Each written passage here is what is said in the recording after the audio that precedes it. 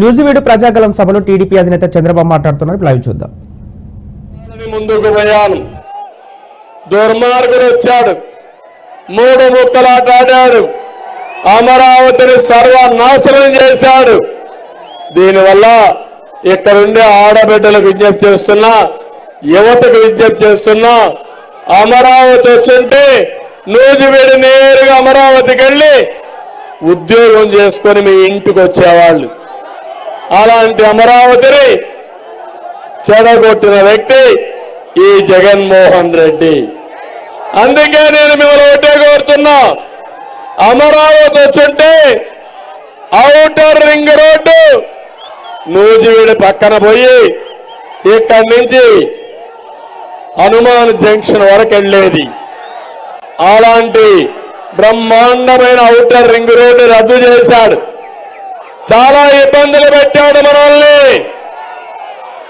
నేను ఒకటే మీ అందరికీ హామీ వస్తున్నా, నేను వస్తానే అమరావతికి పూర్వ వైభవం వస్తుంది.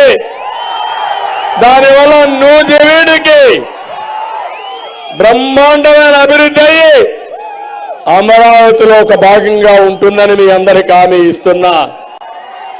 తమలో ఇతనికి తెలిసింది విధ్వంసం, నాకు తెలిసింది అభివృద్ధి. అభివృద్ధికి విధ్వంసానికి చాలా వ్యత్యాసం ఉంటుంది. ఇతను దోపిడీదారుడు, దోపిడీకి సామ్రాట్యతను మీరే కళ్ళారా చూశారు. తమ్ముడు, నేను అడుగుతున్నా మిమ్మల్ని అందరినీ, ఈరోజు ఇసుక దొరకతా ఉందా తమ్ముళ్ళు? మీకు కృష్ణా నది పక్కనే ఉందా లేదా? ఆ ఇసుక మీ ఇంటికి వస్తా ఉందని అడుగుతున్నా.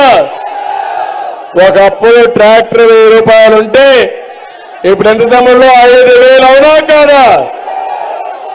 40 లక్షల మంది పేద భవన నిర్మాణ కార్మికులు దెబ్బతినే పరిస్థితికి వచ్చారు.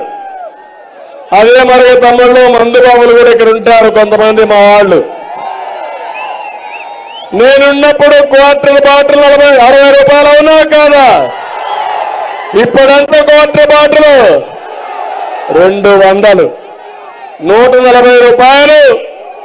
ఎవరికి పోతుంది? జలగకు వెళ్తుంది. భూ కుంభకోణాలు జరుగుతున్నాయా లేదా? భూగర్భ ఖనిజ సంపద దోచారా లేదా? ఇలాంటి మనం చూసుకుంటూ పోతే చాలా దుర్మార్గం.